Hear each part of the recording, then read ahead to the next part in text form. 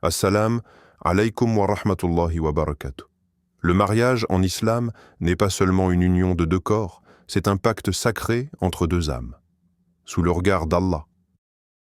Mais dans ce voyage, il y a des tempêtes, des silences, des blessures parfois, et pourtant deux vertus peuvent sauver tout un foyer, la patience et la compassion. Et parmi ces signes, il a créé de vous, pour vous, des épouses, afin que vous viviez en tranquillité avec elles.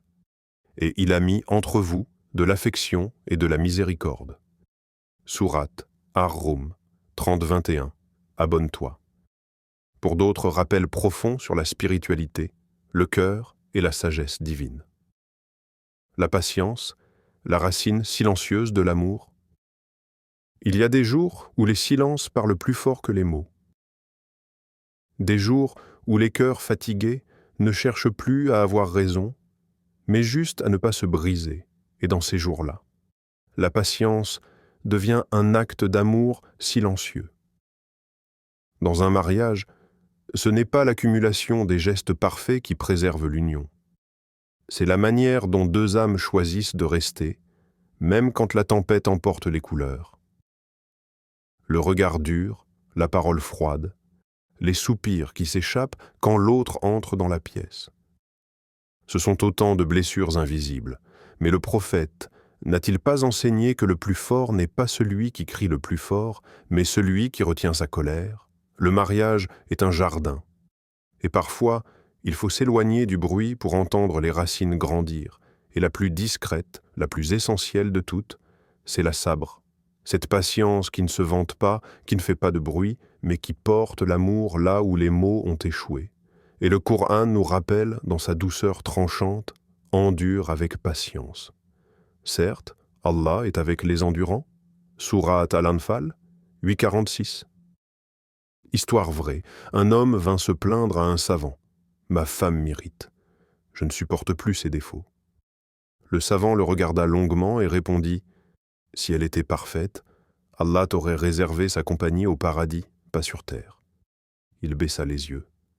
Et dans ce silence, quelque chose changea en lui. Il comprit que la patience n'était pas faiblesse, c'était sa preuve d'amour, c'était sa preuve de foi, et toi. Dans les disputes, est-ce que tu cherches à dominer ou à guérir? Est-ce que ton silence est une punition ou une protection? Et si le vrai courage, c'était de rester calme quand l'ego veut tout casser? La compassion, le parfum qui adoucit les épines. La vie à deux est faite de blessures invisibles.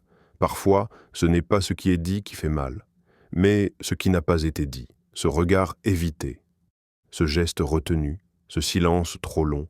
Et pourtant, dans ce monde où chacun réclame d'être compris avant de comprendre, il existe une lumière rare, la compassion. Elle ne pose pas de conditions, elle ne dit pas « je pardonnerai quand il viendra s'excuser », elle dit « je pardonne ». Parce qu'il est humain, et moi aussi, être compatissant, ce n'est pas être faible, c'est choisir d'aimer au-delà de la blessure, c'est comprendre que l'autre n'est pas ton ennemi, mais ton miroir. Et que parfois, ce miroir se brise et il faut le ramasser à deux, même si les morceaux coupent.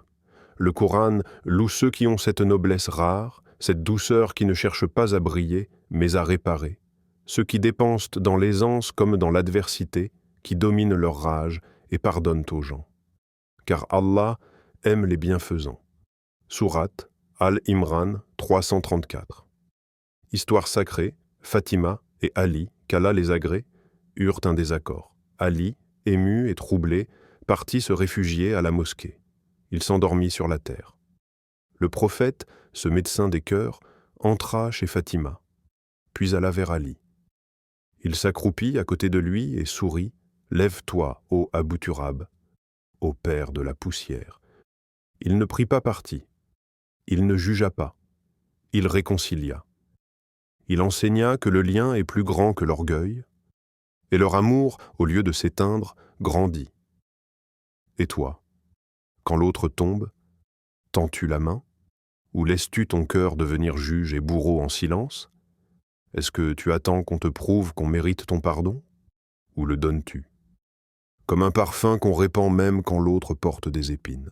Pardonner, c'est se libérer Pour Allah, le mariage, en vérité, n'est pas simplement un échange de promesses. C'est un lieu sacré où deux âmes se regardent dans le miroir de l'imperfection. Et parfois, ce miroir se brise. Quand l'autre te blesse, tu es tenté de lui faire ressentir la même douleur. Mais dans ce moment de fracture, une voie s'ouvre, celle du pardon. Pardonner, ce n'est pas oublier. Ce n'est pas effacer ce qui a été. C'est décider que ta paix vaut plus que ta vengeance. C'est dire à ton cœur: tu mérites mieux que le poison de la rancune. Certains croient que pardonner, c'est être naïf. Mais en réalité, c'est l'acte des cœurs les plus lucides. Car ils savent que le vrai juge, c'est Allah, et que rien ne lui échappe. Il observe les nuits où tu as pleuré sans te plaindre. Les jours où tu as souri alors que ton cœur criait, il sait ce que tu as porté et ce que tu as lâché entre ses mains. Voici un rappel qui résonne comme une lumière dans les ténèbres du ressentiment, qu'il pardonne et absolve. N'aimez-vous pas qu'Allah vous pardonne? Sourate An-Nour 24, 22. Histoire réelle, une femme, brisée par la trahison de son mari, fut confrontée à un choix, partir ou rester. Elle choisit de rester, pas par faiblesse. Mais parfois, elle dit: je ne lui pardonne pas pour lui. Je le fais pour moi. Et pour Allah, les années passèrent. Leur couple devint un havre. Et un jour, son mari, les larmes aux yeux, déclara: elle m'a sauvé. Le jour où elle aurait pu me détruire. C'est ça. La puissance silencieuse du pardon, un acte que le monde ne comprend pas, mais qu'Allah glorifie. Et toi, et si ton pardon était inscrit dans ton livre comme un pont vers le paradis, et si ce que tu abandonnes ici-bas devenait la clé de ce qu'Allah te réserve, là-haut? 4. La patience et la compassion, miroir du prophète. Parmi toutes les figures de douceur et de noblesse, il en est une qui demeure au sommet de la miséricorde humaine, le prophète Muhammad. Il était un homme de lumière dans la maison et de force dans la société, mais jamais cette force ne se manifestait par la domination. Elle se révélait dans le silence, dans le calme, dans la patience d'un cœur immense. Il cousait ses vêtements. Il aidait dans les tâches du foyer. Et quand ses épouses se mettaient en colère, il ne répondait pas par l'ego. Il restait silencieux, par pudeur, par amour, par grandeur. Aïcha, qu'Allah l'agrée, a dit dans un témoignage bouleversant: « Jamais il ne m'a frappé, jamais il ne m'a insulté, il ne faisait que sourire. Ce n'était pas un sourire d'indifférence, c'était un sourire de clémence, un sourire qui guérissait plus qu'il ne répondait. » Et le Coran nous appelle à cette imitation sacrée, à cet amour silencieux, à cette élévation du cœur. En effet, vous avez dans le messager d'Allah un excellent modèle. Sourate Al-Ahzab 33-21. Le mariage n'est pas un terrain de conquête. C'est une école où l'on apprend à aimer. Comme lui aimait, avec délicatesse, avec indulgence.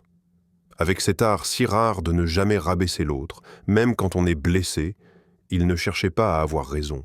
Il cherchait à préserver le lien, il ne défendait pas son ego, il protégeait l'amour et toi.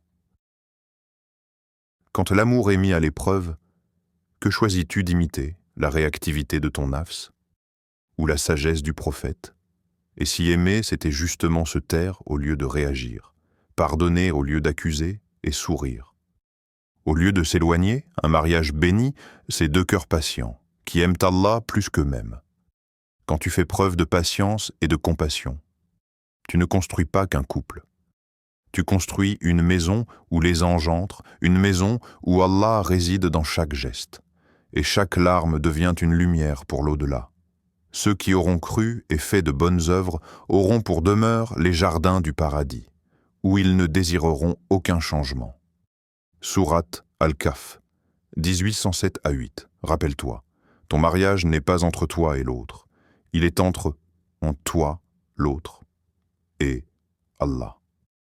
Abonne-toi si ce message a touché ton cœur, et partage-le à deux époux qui traversent une tempête pour qu'ils n'oublient jamais que l'amour en islam se cultive avec sabre et rama.